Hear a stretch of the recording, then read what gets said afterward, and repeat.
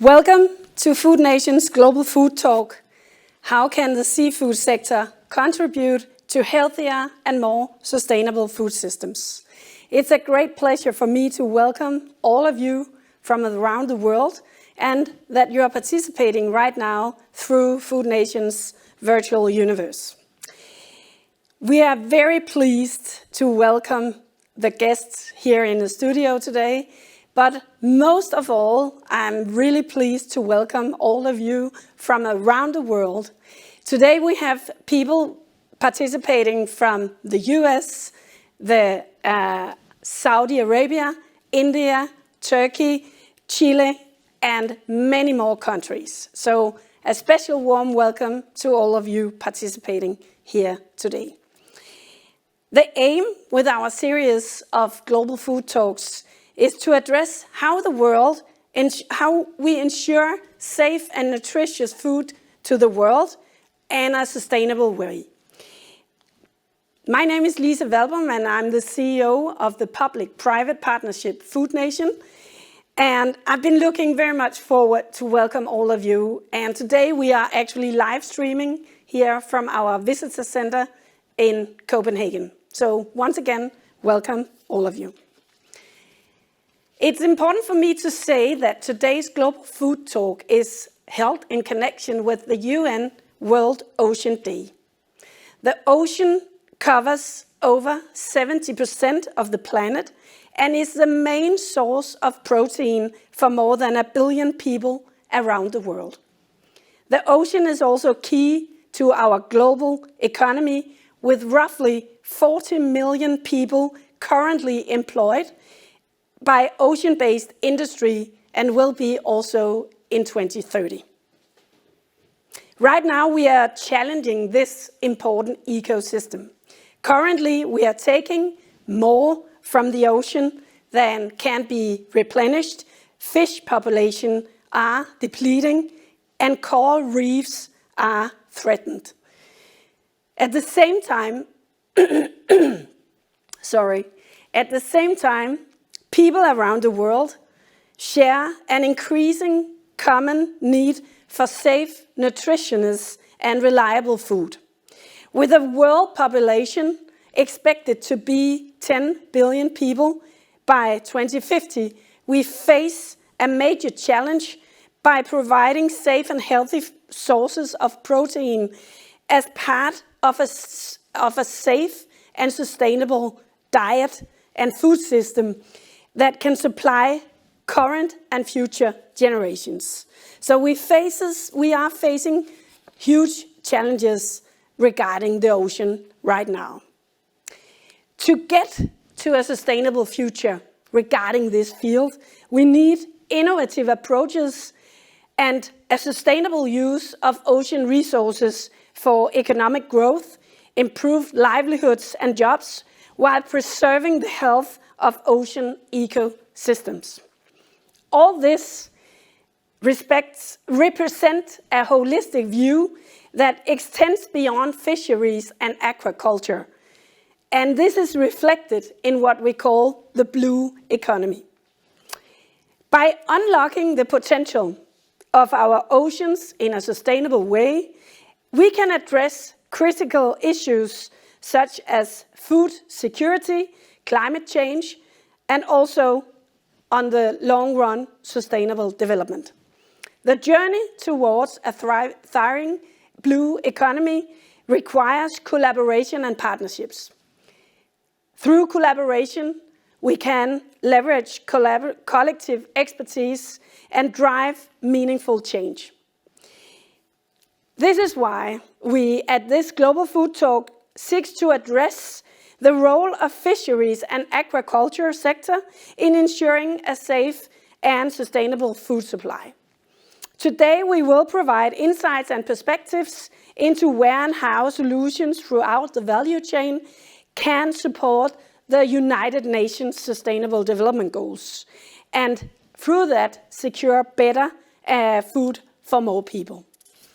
So we believe, and this is why we're here today, we believe that by curious conversations and ambitious meetings, we can progress with the green transition. So surrounded by ocean, Denmark has an age-old tradition for being a nation of fishers. From small beginnings, the Danish fishing industry has grown into a thriving platform for fisheries, aquaculture, and processing. I would like to invite all of you to take a quick look at the seafood sector in Denmark, where collaboration is the seabed for innovation. Denmark is perfectly placed as a fishing nation. Over generations, the Danish fishing industry has grown into an international platform for the seafood trade and a technology leader within ocean fishing, aquaculture, and seafood processing. The need to protect the environment at sea and on land is a major driver of innovation. On board the fishing vessels, specialized equipment preserves the freshness and quality of the catch all the way back to harbor, while other smart tools minimize the bycatch, conserving wild fish stocks and minimizing damage to the seabed. Within aquaculture, sustainability is driving the move towards more land-based fish farms. Recirculation aquaculture systems are a particular Danish strength in this regard. The technology not only reduces nutrient emissions to a minimum, but also makes it possible to farm fish almost anywhere in the world.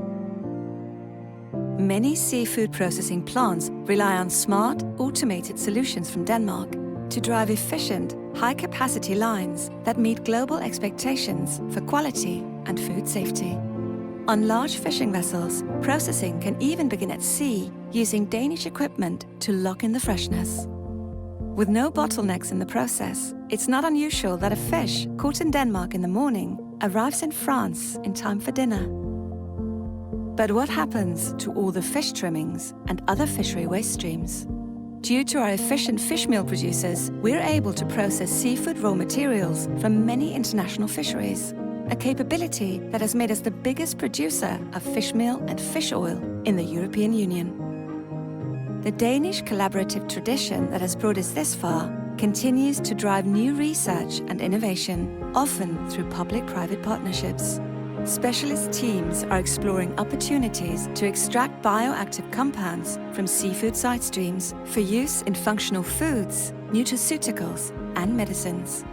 Others are dedicated to finding new ways to safeguard the marine environment for future generations.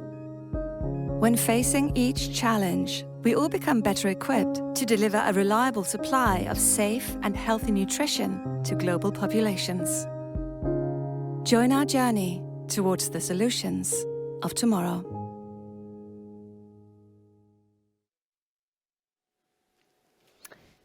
So with this introduction, let's talk, and let today's Global Food Talk inspire all of you around the world to take action and next steps towards and ensuring an efficient and sustainable food production all over the world.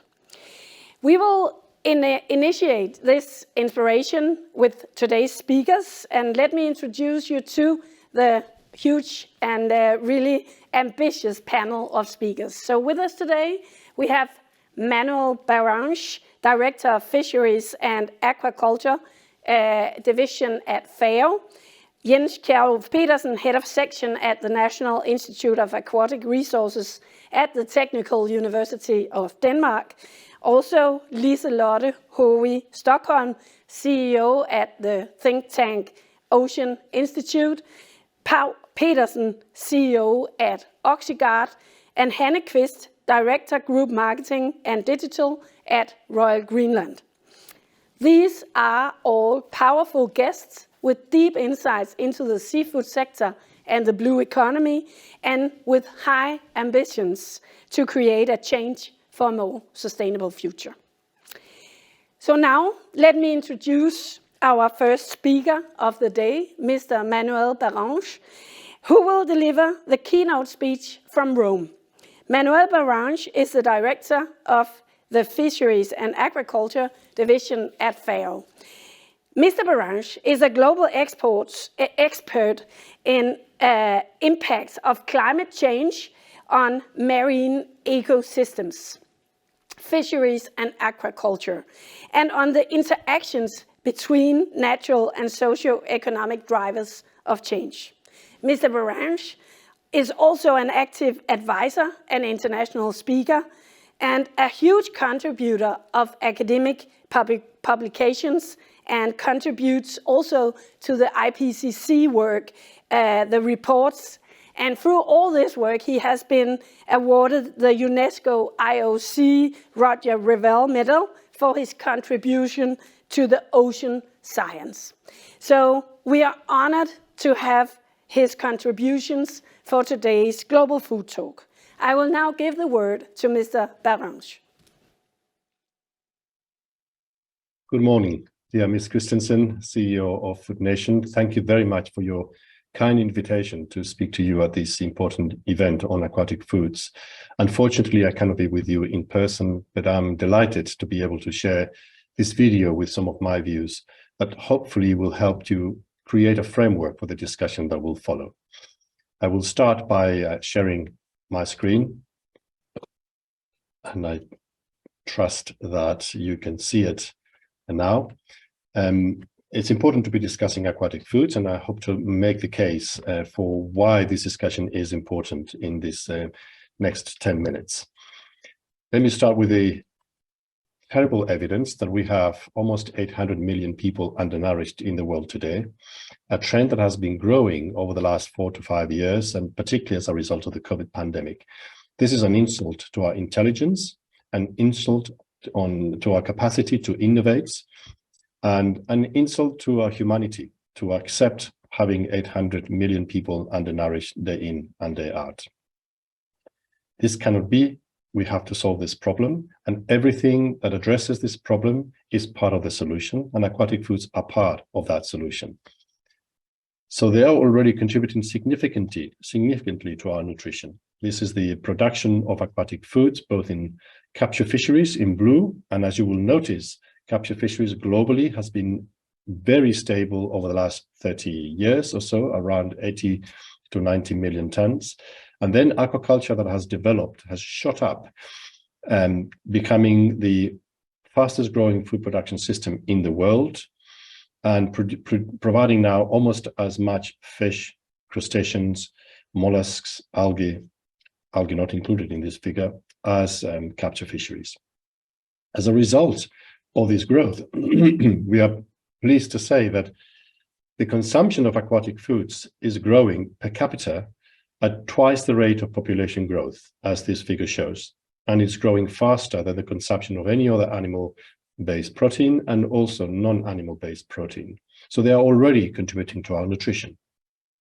But there's an increasing focus on aquatic foods, and there are a number of reasons for this. One of the reasons shown in this slide is because of the lower environmental footprint than other animal-based land production systems, be that in terms of greenhouse gas emissions, or be that in terms of efficiency of how much feed you require for each kilogram of fresh you produce.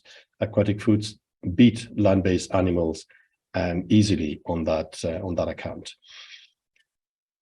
But the most important reason why aquatic foods are increasingly in the spotlight is because of their nutritional component. If you look at the micronutrient composition of aquatic foods, they are extremely efficient in addressing malnutrition, much more than land-based animals, and they are particularly necessary for children and for women in reproductive age. As a result of that, there's more expectations placed on aquatic foods. We have now, in the UN Food System Summit 2 years ago, identification of aquatic foods as one of the 7 priorities to end hunger and malnutrition. We have research publication on the role of aquatic foods to nourish nations, and even the UN Nutrition Agency published reports on the role of aquatic foods in healthy diets. So there's more and more pressure, more support. But this is the thing. FAO provides projections of production of aquatic foods over time. And in our latest projections to the end of this decade, we see that fisheries will grow by about 6% by the end of the decade. In the case of aquaculture, by 22% of the end of the decade. This might look like good numbers, But the thing is, while this will improve the availability of aquatic foods globally, in Africa in particular, that's not the case. So by the end of this decade, we expect that in Africa, and in particular sub-Saharan Africa, the per capita consumption of aquatic foods will drop. And it will drop because the growth that I mentioned early on will not keep up with population growth. It is for this reason that we need to change our tactics. And in FAO, we have a very large initiative called Blue Transformation to make sure that the sector has a more impactful contribution to ending hunger and poverty. I will very briefly tell you what that vision is, and see if I can bring you along in buying that vision. The vision is objective driven, and the first objective is to make sure that we develop aquaculture both in terms of intensifying production and expanding production in different areas, expecting to grow production to about 35% by 2030. There are lots of things that we need to do for that, and the priorities areas are, to begin with, to make sure that we have proper global and national frameworks, legal frameworks and governing frameworks to make sure that people know what can they grow, where, why, for what reason. I'm pleased to say that last week, the FAO finished negotiating with countries new guidelines for sustainable aquaculture growth, which will be in due time publicized, and we hope that they will form the basis for our interventions in country. But we need much more than governance. We need to attract investment, and governments have a lot to say in terms of attracting investment, because aquaculture, after all, is a business. But once we start the process, we need to make sure that we bring technology into the sector in all areas, from better use of feeds, less reliance on marine fish for feed, better seeds, better genetic material in the use of aquaculture, and more technology, of course. We need to make sure that as the industry develops further, we have proper biosecurity and disease controls, because when you put animals in closed enclosures, whether it is on land or in aquatic systems, you do tend to have problems, diseases and the like, that need to be handled, and if possible, without antibiotics. We need to build capacity, particularly bringing youth into the sector. This is a sector with a lot of potential, but it needs technology, it needs training, and it needs attraction for the youth to come to it. And finally, value chain development. It is not enough to make a hole in the ground and put 4 fish. You need to make sure that you understand how this fish is going to get to the consumer, to the market, and so on and so forth, what processing you need. This is part of it. The second objective for Blue Transformation is to make sure that all fisheries, marine and inland, are placed under significant management, under effective management. This is our goal, 100% of them under management. Currently, 1 in 3 fish stocks is unsustainably fished, but those that are sustainably fished contribute 82% of the fish in the markets.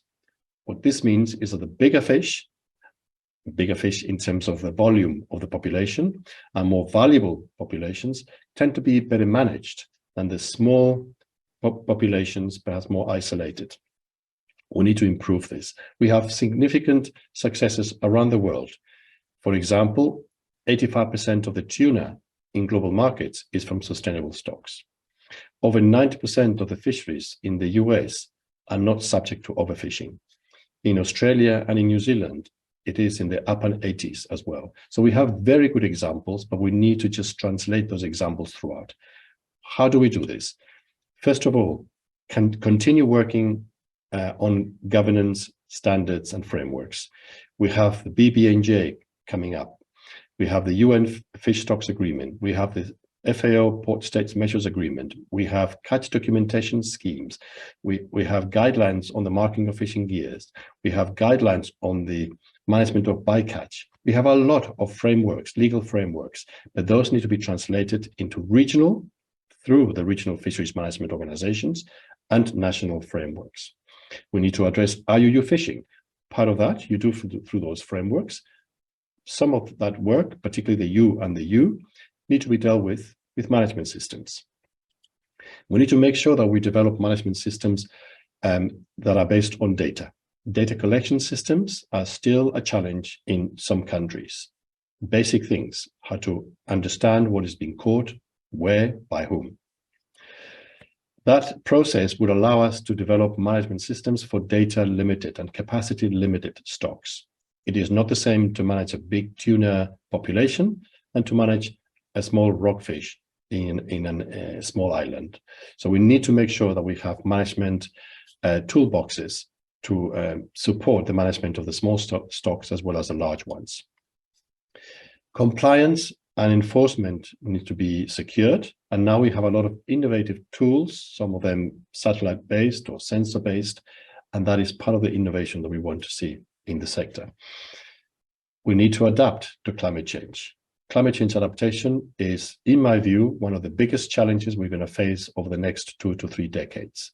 And management needs to adapt as a result of climate change. And finally, social sustainability. We talk a lot about environmental sustainability of fisheries, and this is absolutely right, but it has to come hand in hand with social sustainability. Without fishermen and fisherwomen, we do not have fisheries, we do not have fish products. That we need to look after them. It is a sector that is aging. It's a sector that is not attracting sufficient youth because it's hard work and not necessarily very well remunerated. We need to create incentives for the youth to come to the sector. The third objective of Blue Transformation is to upgrade the value chains of aquatic foods. And how do we do that? What are the priority areas? Reduce loss and waste. 30% of the fish is lost. We need to reduce that. We need to make sure that those value chains are more transparent, that they are traceable, and that are equitable, to make sure that those that spend the most in generating those value chains benefit the most as well. Through that process of transparency and traceability, we will facilitate the access of the product to the markets. It is absolutely essential. About 35% of fish is traded internationally, and we need to make sure that everyone benefits from that trade, in particular developing nations. So that is part of the work that needs to be done. On the same, as we go up the food chain or the value chain, we'll need to make sure that we develop, or we include rather, aquatic foods in food security and nutrition strategies. In many countries, food security strategies do not mention fish, and we need to change that. We do change that as well through raising awareness with the consumer and consumer associations on the value of aquatic foods, the importance of aquatic foods. And through that process, then the national policies will reflect that. And finally, we need to make sure, of course, through that value chain, that we produce healthy fish, safe food, and quality food for the consumer to benefit fully from aquatic foods. An FAO cannot do this alone. The fact is, what we want is that Blue Transformation idea is bought by everyone. We bring it to the FAO members, to the countries that are part of the FAO, the 194 members, to all our offices, more than 140 offices around the world, to make sure that the vision is understood and implemented in the interventions. We want to work particularly with you, with partners, with private sector, with civil society, to make sure that we understand that without aquatic foods, we will not solve the problem of hunger and poverty. But Blue Transformation is more than an idea. We actually model it. We know what we can achieve with Blue Transformation. And this figure gives you an idea of it. We have modeled that if we achieve full Blue Transformation, if aquaculture grows sustainably, if all fisheries are placed under management, if the value chains are developed further, we know that we can raise the per capita consumption of fish products, of aquatic food products, to 25.5 kilograms per person per year by the middle of the century. If we do that, we will really give a good bite to the problem of food security and nutrition. But there's another side of this coin. We can fail to transform. If aquaculture grows unsustainably, if fisheries continue to deteriorate in their sustainability status, if the value chains are not modernized and upgraded, then we are modeling that we can see a decrease in per capita consumption of fish to 18.5 kilograms per person per year. And if that is the case, then of course there will be more pressure on land-based systems, which are already under significant pressure to feed a population that by then will be close to 10 billion humans. So I will stop sharing that, and I'll just send my final message to you, and that is to tell you that it is absolutely clear that aquatic foods are part of the solution, that none of the main problems that we have in the world, be that climate change, be that poverty, food security, malnutrition, none of this will be solved properly and effectively without aquatic foods. And that's why this meeting is important and why your views and your conversation matters. Thank you very much for your attention. Thank you very much, Mr. Barange, for providing these valuable insights into the current and future steps that we need to address, and also to highlight the FAO vision for blue transformation. It is very interesting to see how big and vital part of the seafood sector is to global consumption and the health of citizens all around the globe. As presented, I'm sure that all of us participating here today get the point on how aquatic foods and the seafood sector can provide sustainable sources of protein and can address the global challenges and feed the future generations in a secure and responsible manner. We need the sector to grow sustainably, to control and manage fisheries, and grow the value chains even further. If we succeed with this, the seafood sector will be a key driver towards securing a reliable and sustainable food system. As Mr. Barange mentions, without aquatic foods, we cannot meet these challenges. We need to take action to get there. So, we will move on in the program now, and this is where I'm really pleased to introduce the next discussions, where we will actually look into these possible actions that we need to move forward. We have inspiring guests in our studio, and they will be sharing their perspectives on what should drive the seafood sector even further with research, innovation, and cross-sector collaboration. The two speakers that I'm going to introduce now are both very active within the sector. First of all, I would like you to meet Liselotte Hove i Stockholm. Liselotte is the CEO of the think tank Ocean Institute, an independent and knowledge-based think tank. And this organization, only a few years old, is at the forefront of cooperation between companies, organizations, and decision makers who will contribute to a clean, healthy ocean. Ocean Institute was founded only in 2021 and is a membership organization aiming to bridge natural and business interests for benefit of the sea.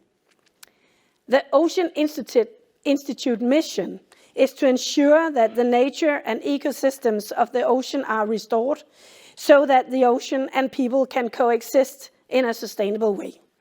Liselotte has a vast experience in business development and is currently also a member of the Danish Fisheries Commission. You will also meet Jens Kjærulff Petersen, who is a renowned scientist and researcher at the Technical University of Denmark, DTU Natural Institute of Aquatic Resources. Jens specializes in fish ecology and fisheries management and has a clear focus on sustainable utilization of fishery resources. So Jens's expertise includes studying fish populations and their habitats, and Jens is a vast source of knowledge and advisor in the fields of aquaculture and fisheries management. Excuse me. This is the setup for welcoming both Liselotte Hovig Stockholm and Jens Kjærulff Petersen. Welcome, both of you, to the studio. Thank you very much for being with us today. It's a great honor to have you here. So this is an important discussion, as we can hear from FAO, and you know really hardly both of you, I know that. So Liselotte, I will start with a question for you.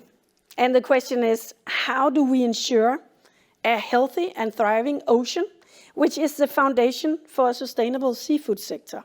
I know it's a huge question, but I know you're used to handle huge questions. First of all, I would like to say thank you for pointing out this very important discussion in a very professional manner. So thank you for the invitation. And yes, as you said, it's a broad question, but I would like to point out four important issues. One is that the activities that we have in the ocean and on the ocean should not be too much and go over the ocean's boundaries. That means, in a scientific way, that we have to have an ecosystem-based approach where we sort of look at all the activities that we have and make a solution on what can we actually have in the oceans and on the oceans, and what do we have to say there's not room enough for that. Otherwise, we won't be able to have a healthy sea. We also the second part is to look at the cumulative effects. That means that all the activities together, how do they influence the health of the ocean? That is also very important. The third thing is to look at that the climate crisis and the biodiversity crisis, they're closely connected. So we cannot solve only the climate crisis by giving up our biodiversity crisis. We have to solve them together. And fourthly, I would point out that the blue economy has a very important role to play in this transformation. We have it as human beings, but we also find that the finance and the investors have to look at how can they balance this, both the climate crisis and the biodiversity crisis. So easy to say, difficult to do. Yeah, but thank you very much for flying us into this broad approach of activities and interests in the ocean. We will get back to that just in a short while, Liselotte. So, but you also mentioned that we need to work on a research-based outline. This is why we are very pleased that you are also with us, Jens. And this is why, of course, we need your scientific perspective. Of course, we heard Mr. Manuel Barange line out some of the challenges, but from your perspective, with your expertise from the technical university, how do you see the main challenges in the transformation towards the blue economy? I think, thank you for inviting me. I think that I agree with Mr. Barange that seafood has to play a larger part of the world supply of food in the future for various reasons. But then the good question is, what kind of seafood are we talking about? There are well-managed fisheries. They can contribute to and will contribute further in the future to food production. But there are issues with fisheries. There's the footprint left by the gear on the bottom, and probably the sector, the fisheries sector, cannot expand largely to meet increasing demand for healthy food from the oceans. Then aquaculture was mentioned by Mr. Barange as well, and very much of the aquaculture day is fed aquaculture, where you enter feed into the system. That has a footprint as well, as Liselotte is mentioning. We have to take care of the environment. So this is a sector that can definitely grow further, as was also pointed out by Mr. Barange, but it comes with a footprint.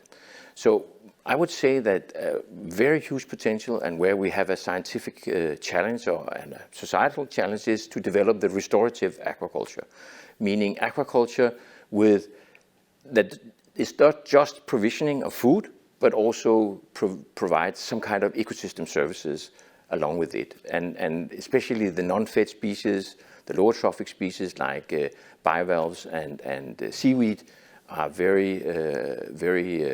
has a very huge potential, and later numbers indicate that up to 20 million people can get employed in this sector.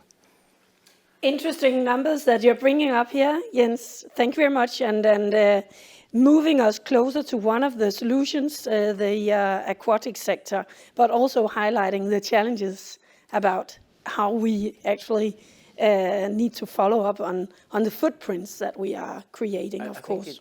It's important to say, I mean, it's not either or, as I also hear what Liselotte is saying. But we have to look, I mean, for the different parts of the seafood sector, there are different challenges. Yes.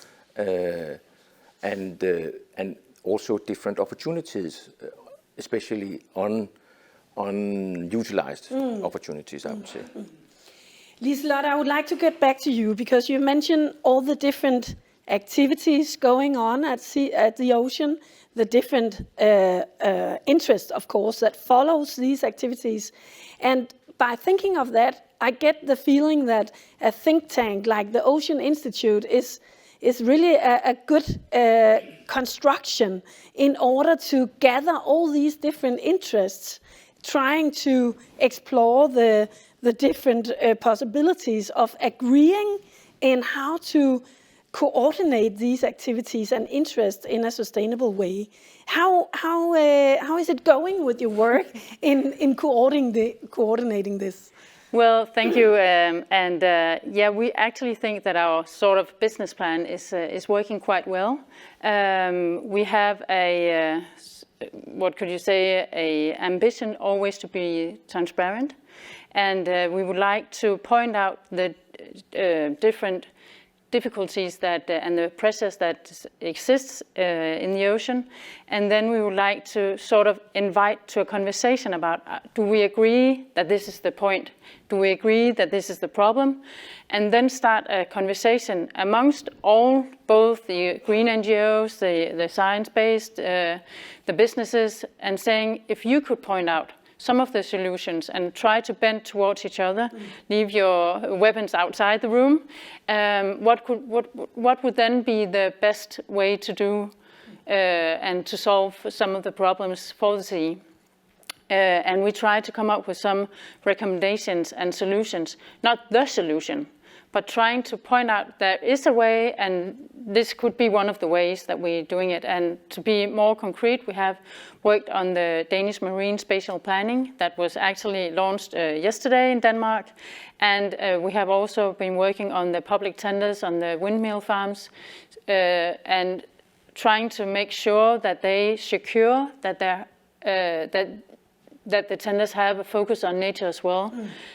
So that is one of the things that we have been working with our members and stakeholders, and pointing out some of the solutions. So yeah, I think it's good to have a conversation and trying to understand the different positions, and then sort of trying to gather that in some sort of compromise or solution. And just to get a little bit closer on it, because I know our participants from all around the world, they have different perspectives, not being in a Danish cultural setting.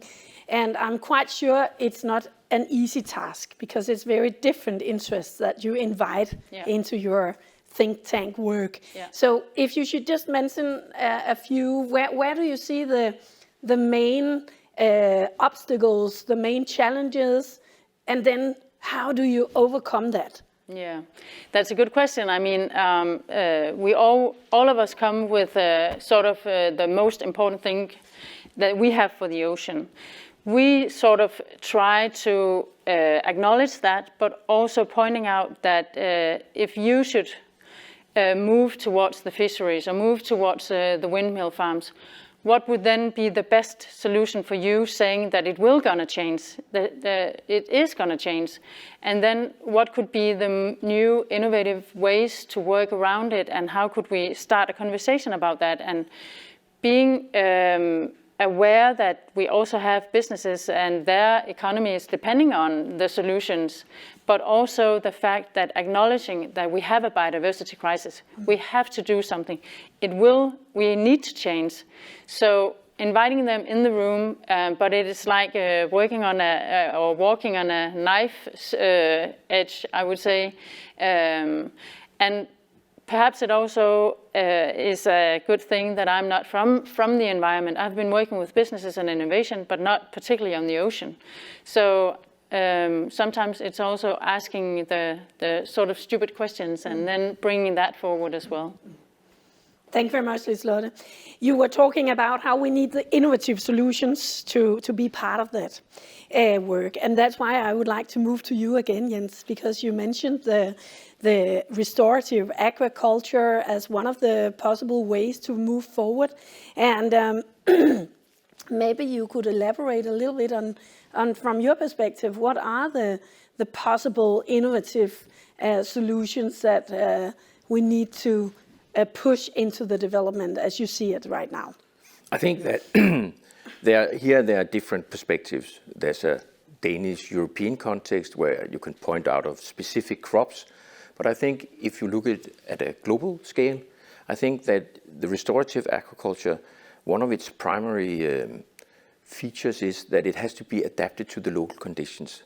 So, for example, if you can grow blue mussels and sugar kelp in Danish waters, that's not necessarily the same as what you can grow in Africa or Asia or the Americas. So I think that a very big challenge for the scientific community is to find the crop and the methods that are suitable at the local or regional scale in the different continents. There might be something we can bridge. We can develop biosecurity measures in hatcheries, or we can develop use of materials that are not toxic, or there's something that could be common on a global scale, but there will also be a huge need for development on a local or regional scale for a crop that suits both in terms of nutrition, but also in terms of course, whether it can be harvested and cropped in that area. Can you maybe share one good example, Jens, where you see that this, international collaboration actually moves the development forward in getting closer to how do we adopt the different local demands? Can you share some good examples? I would like to give you an example. I'm not sure I can, but what I do see as a positive thing is that you have big operators on the international discussions like Nature Conservancy, promoting restorative aquaculture, promoting the concept, promoting the idea, and also remembering that it has to be locally based if it has to work. And I also think from a market point of view, you have to find local solutions that actually feed into the communities. What can you have people eat? What kind of products are actually suitable for the local market? Of course, we have to change our food habits, especially in the industrialized world, where the heavy footprint in terms of carbon from land-based animals husbandry has to be changed. So we have to change food habits, but you cannot do that overnight. So you have to talk into the local tradition, the local consumers, if you want to succeed in this matter. So one thing that Mr. Barange also mentioned was the importance of developing across the value chain. And both of you are working with different stakeholders across the value chain from your different perspectives. So Liselotte, could you just maybe highlight one place that we really need to take good care of if we want to develop this value chain even further? I think that one of the defining acts is us as human beings. How do we think that the world should be in the future? what can we do ourselves to improve the environment in the ocean? What can we do in order to change our ways of living? I think that's very important, but also the fact that the businesses and the green NGOs and the scientists has to work together in finding some solutions, but also inviting the politicians to take part of that discussion, since they're the ones making the rules and regulations. And that will be, I think, a good way for them to hear what the scientists are saying, what the businesses are saying, but also what the citizens of the world actually finds is important for them to take care of. So that would be, so collaboration, I would say, is one of the main issues and ways to move ahead. I also heard you pointing to changing habit for you and me. Yeah. So collaboration and changing habits. So Jens, with the value chain perspective, if you should just highlight one thing that would be very important to move the development forward. I think it is about inventing new methods, both locally, as I mentioned before, for the restorative aquaculture, but also on an international scale. I mean, the footprint from the fisheries can be reduced, and I think some of the solutions will be international.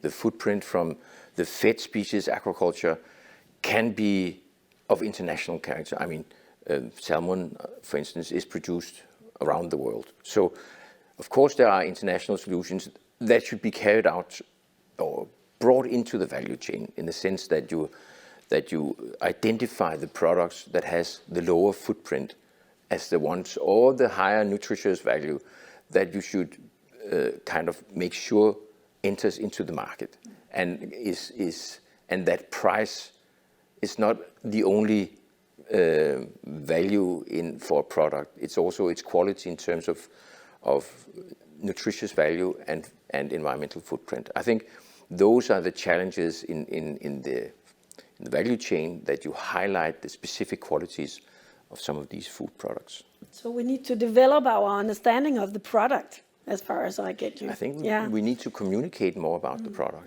and make sure that this understanding of what is it. I mean, when I eat something, what has it cost? Yeah. What has the cost been to the environment associated with that particular product? I think that is a very important thing. So this Global Food Talk is about inspiring people around the world to take action. This is why I would like to round off this small fireside with a question to both of you. So Liselotte, if you should give one good advice to other leaders working in organizations and in businesses around the world, what would that be? What would be your best advice for people to take action? Well, it sounds a long way, but I actually think that my answer would be collaboration. I mean, we cannot do that by ourselves. The scientists cannot do that by themselves. The businesses cannot do it by themselves. So, and the politicians hopefully cannot do it by themselves. So, I think that collaboration and starting to talk about the real difficult matters is very important. So, collaboration, I would say. Thank you very much. So, Jens, the same question for you from a research perspective. I would say it's about wanting it. Yeah. If we want it as a society, and wanting something, a wish comes both from a political establishment, but also comes from local communities. If you want it, you can do it. So we need some kind of agreement. We need to want it. Yes. We need to want to change the system. We need to want to develop new food production systems. If we want that, we can do it. Thank you very much, both of you, for being with us here today. I will be looking very much forward to continue the dialogue later on. Thank you. Same to you.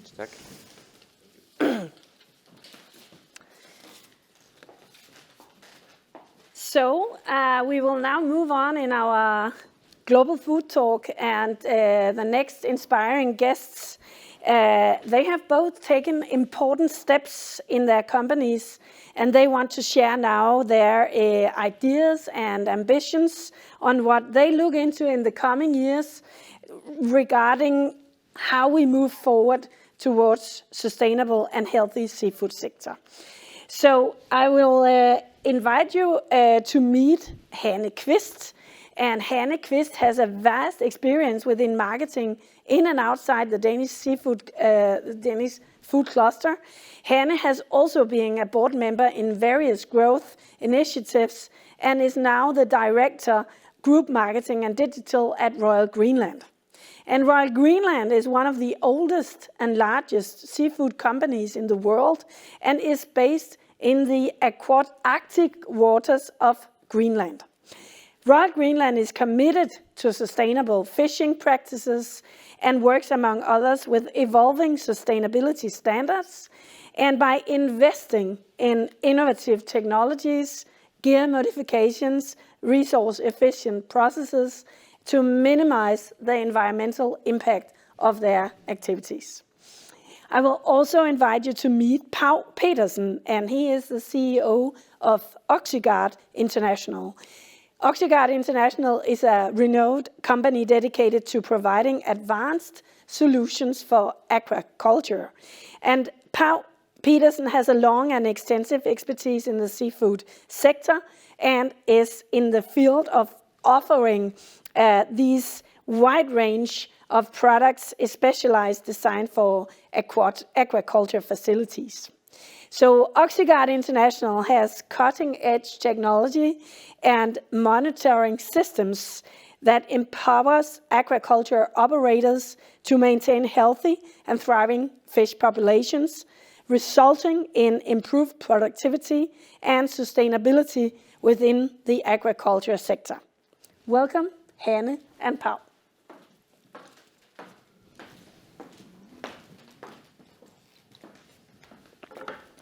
So, good to have you here at this fireside chat at the Global Food Talk.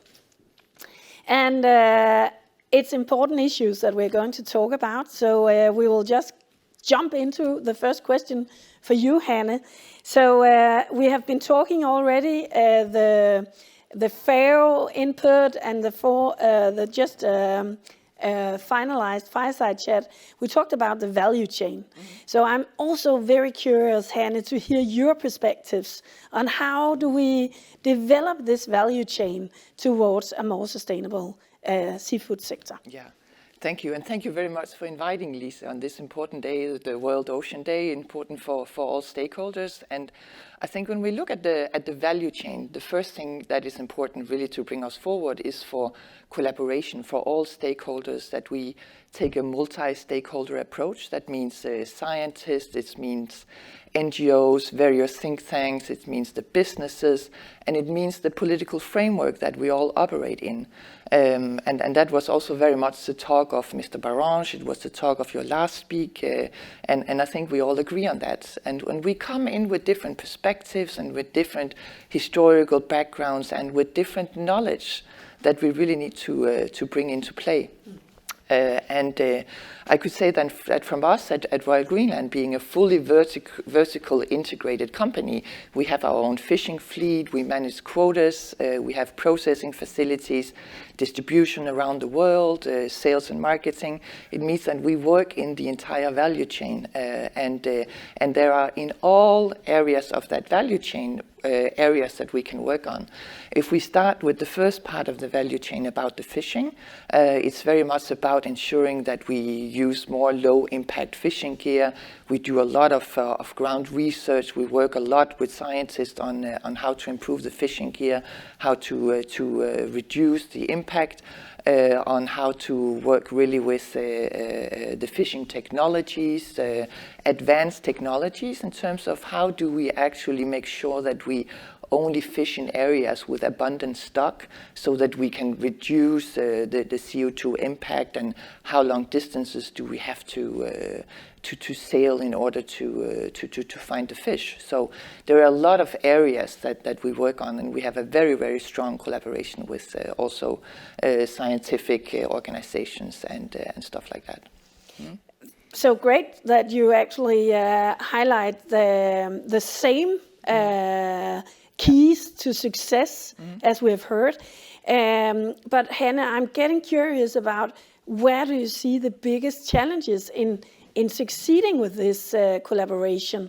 Where do we need to progress the most? Yeah. Well, I think one of the things that's important to look at is also, you know, the role of aquaculture, the role of wild caught fish, and one of the things that we, as like a producing company or fishing for the wild stock, is being met with very much, as all producers of protein are, is this whole thing about the right calculations methods in terms of the CO2 equivalents per kilo of fish caught. And here I'm very happy to see that we are really advancing also in the political scene in terms of what types of calculation models are we using in terms of defining what is the actual CO2 emissions per kilo of protein. Because what we have been seeing in the last years is that we have had these general models where general models have defined what are we being compared with when we look at our fishery. But when we do our own calculations in these life cycle assessments, we are seeing much more interesting numbers because we are already conducting very efficient fishery. So the European Union and other international organizations are doing a great job in bringing forward more accurate methods for actually calculating our footprint. And that's going to be a key thing because that's going to highlight also, as Mr. Barons was also bringing forward, when we look at different types of protein, fish is already actually relatively low, but when we get the correct calculation methods, that will also make it more clear that it is actually a good alternative to many other things.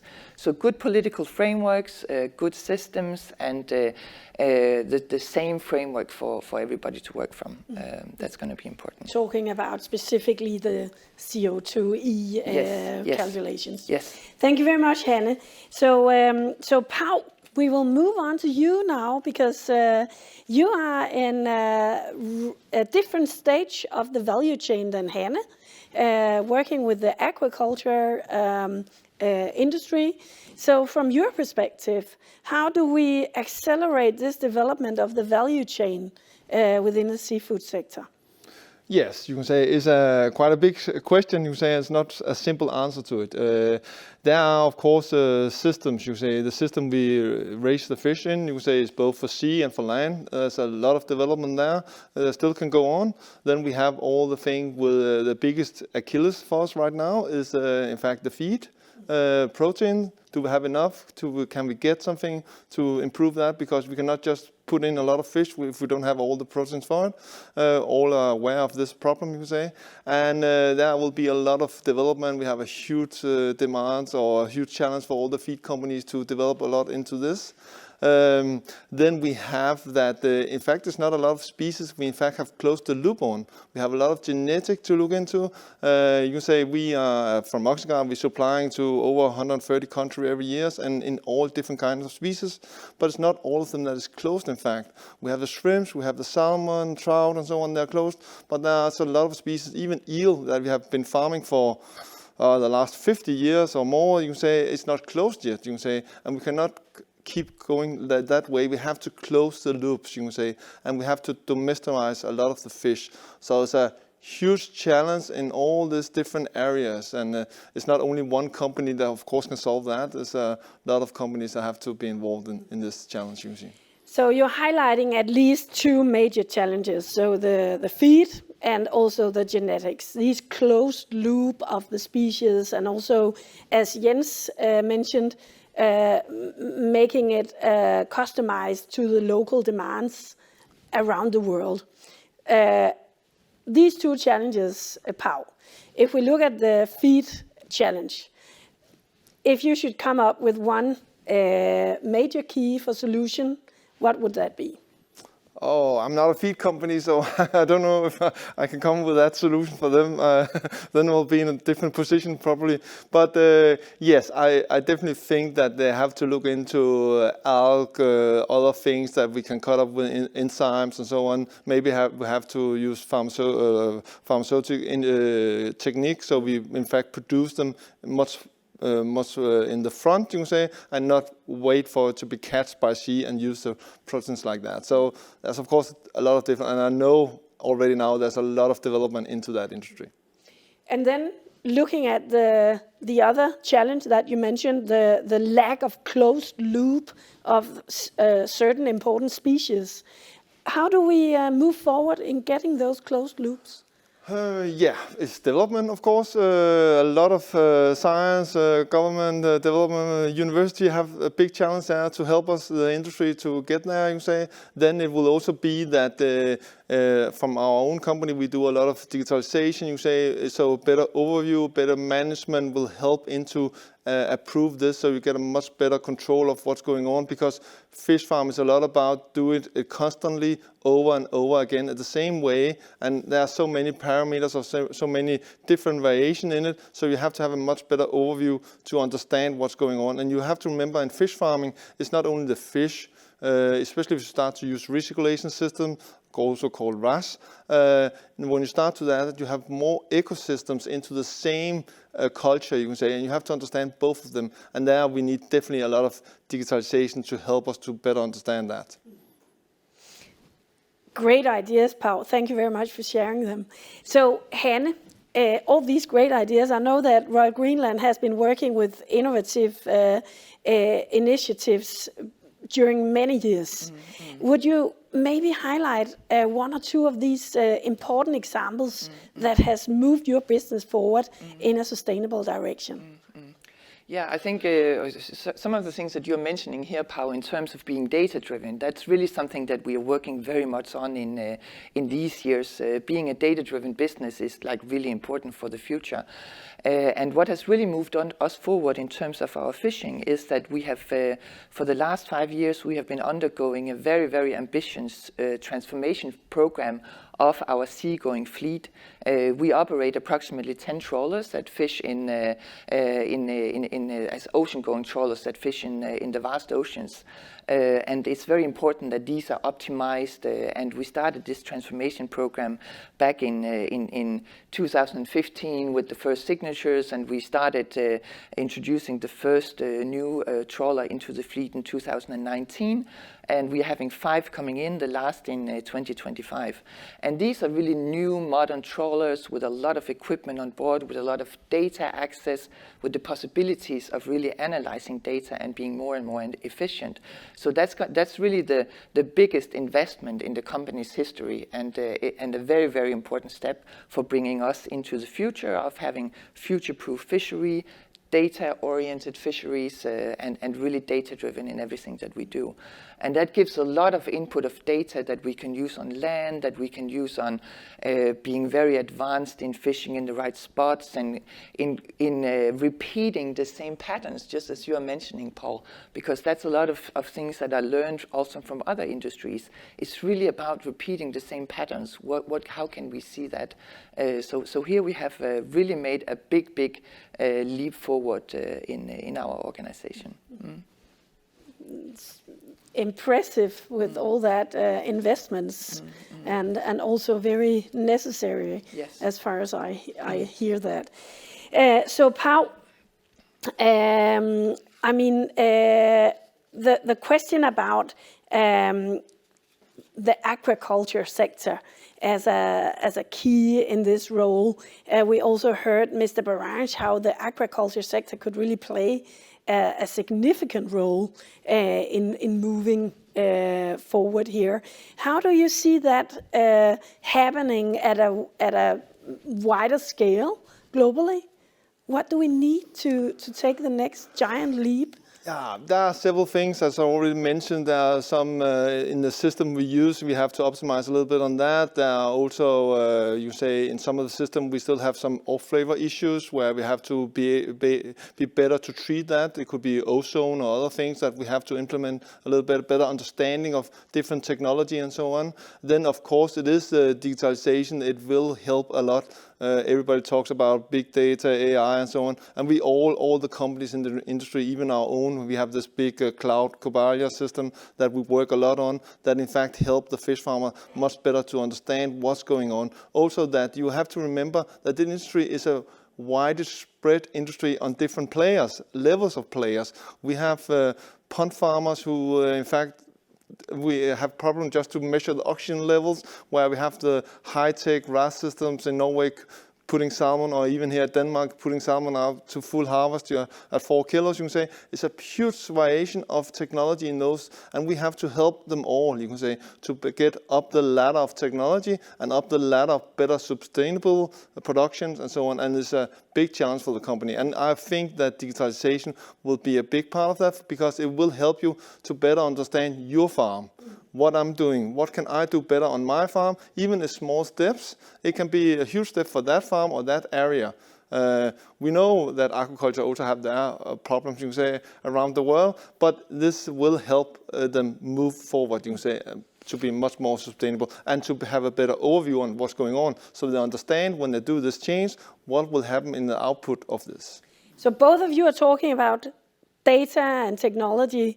So Pau, what are the keys to move forward with that? I mean, is it investments all over the world? Is it also research, or is it expanding the knowledge and the management systems on the farms?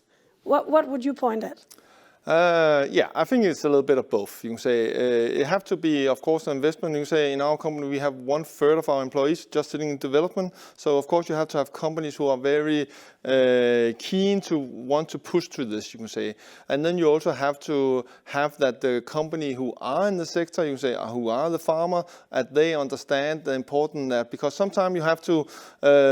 It can be, there's a lot of culture in this, you can say, so it can be difficult sometimes to explain to a farmer that it costs money to earn more money, even that this cost will improve his the environmental, the output and everything, but he have to do an investment to do this improvement, and that's, oh no, that's too much, you can say. So we also have a lot of culture thing in it, you can say. That could of course be driven by governments that enforce that now you have to do it. Denmark is a good example of that. We have to enforce that. I think the farmers in Denmark think they have maybe a little bit too much enforced it, you can say. But anyway, it have driven all the technology in Denmark. We have a huge numbers of companies in Denmark, both in like ourselves, you can say, but also pump companies and feed companies and production, cutting up production companies, you can say, that are leading in this, and this is of course enforced by the technology. So I think, yeah, I think it's a little bit of both, or all three. And maybe a long-term perspective as well. Yes. At the sector. Patience. Yeah, patience. So, okay, both of you, as I said earlier during this Global Food Talk, this is about inspiring people around the world to take action and develop the sector. So Hanne, would you share one good advice to other business leaders who would like to take action? Yeah. Well, I think talking about innovation and talk about how to move everything forward, the key thing is to be open-minded. Internally in our organization, having this full value chain, we can see that it really creates magic, and it's very exciting to see when you bring people together from the fishery, from the logistics, from the production, from sales and marketing to insights, that we really bring people together that comes with different perspectives, because that really adds things up and make great things happen. So being open in your own organization and also be open with external cooperation, because we all represent different interests, we all represent different parts of the industry, but I think there's no doubt that everybody have the same goal. We want to have sustainable, we want to have plentiful food for the future. We want to be able to give the next generation good possibilities also to nourish from the work that we are doing today. And reaching out, cooperating with scientists, with NGOs across the aquaculture and the wild-caught sector. We also have a lot to learn from each other, so we can all bring it forward.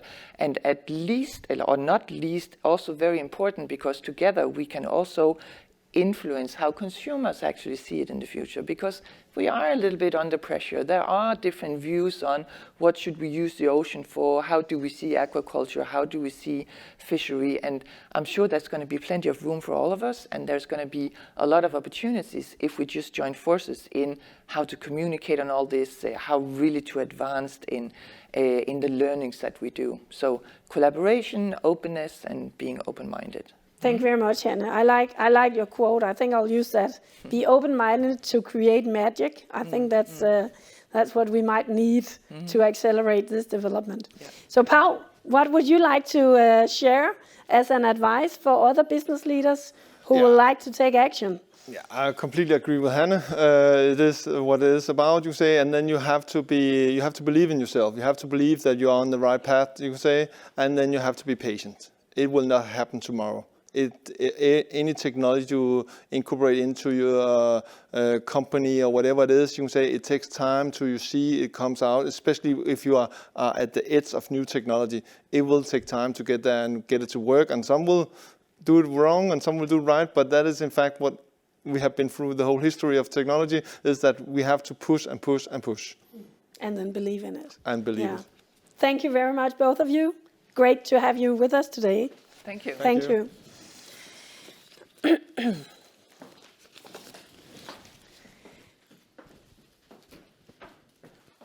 So, everyone out there, I hope you're still with us during this last hour. We have been inspired with experiences and advice and solutions from the seafood sector that can contribute to the blue transition. It is through, certainly we have heard, innovative technologies, practices, and approaches that we can enhance sustainability, productivity, and efficiency of the seafood sector. In doing so, we must consider the health and resilience of the marine ecosystems, the long-term viability of the seafood sector, and the preservation of our ocean resources. These are important tools no matter where in the world you are. I would like to highlight at least one thing which stands especially clear to me after this global food talk. The seafood sector is an invulnerable part of our global food system. The seafood sector contributes to decreasing poverty, malnutrition, and is absolutely vital towards securing sustainable global food supply for the future. We will all have a responsibility to reach the right development, and we can influence the agenda in a more sustainable direction, even though it's by small initiatives. By changing our own eating habits, by being front runners, and by talking about how we work with the green transition in the seafood sector, we can influence and inspire leaders worldwide to take a stand and initiate the important action that we have heard about today. Therefore, I'm happy to hear about the many good initiatives going on in the seafood sector from organizations, from researchers, from companies who has been working with this development for many years and still have really high ambitions to increase this further around the world. So it's clear for me that it is of uttermost importance that we realize that we cannot rely on one single solutions and quick fix. No, we need collaboration.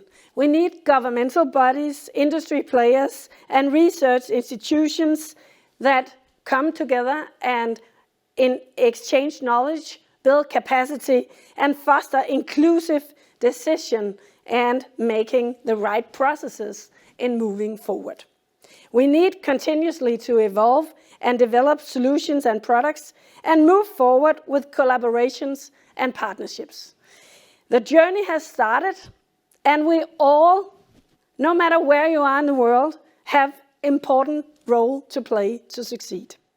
Thank you all for being with us today, and I hope that you will join us again later this year at our next Global Food Talk, and you can find all the information by following our SoMe channels in Food Nation, where we will share the latest news on upcoming events, webinars, and updates across the whole value chain of the agriculture and food sector, also including, of course, the seafood sector. Thank you very much for joining us today, and enjoy your day, no matter where you are in the world right now. Thank you very much.